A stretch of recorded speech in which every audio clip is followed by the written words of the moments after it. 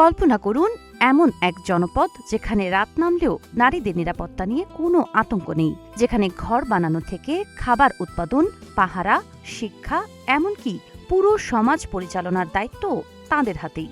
যুদ্ধ বিধ্বস্ত এক দেশে এমন বাস্তবতা অনেকের কাছেই অবিশ্বাস্য মনে হতে পারে।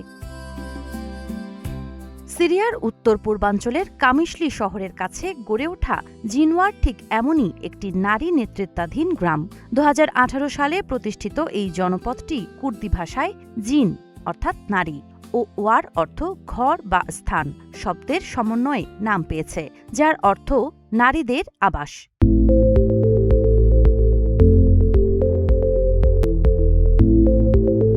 ইসলামিক স্টেটের নির্যাতনের শিকার, স্বামী হারানো কিংবা পারিবারিক সহিংসতার মুখে পড়া কুর্দি, আরব ও ইয়াজিদি নারীরা এখানে নতুন জীবন শুরু করেছেন।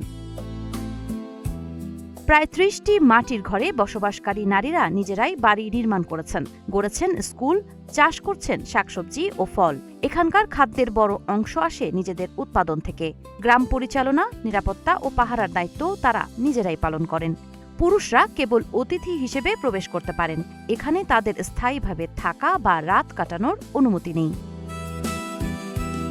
বাসিন্দাদের ভাষ্য, জিনওয়ার শুধু আশ্রয় নয়, আত্মসম্মান, স্বাধীনতা ও মানসিক শান্তির প্রতীক। এখানকার বাসিন্দা ওয়েলাত, নুজিন, মেহমেদ ও জেসমিনের মতো অনেক নারী জানিয়েছেন এই গ্রাম তাদের নতুন করে বাঁচার সাহস দিয়েছে।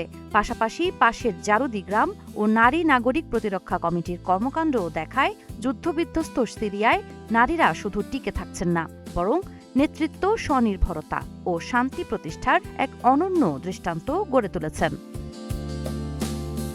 সাবা খান, নাগরিক প্রতিদিন।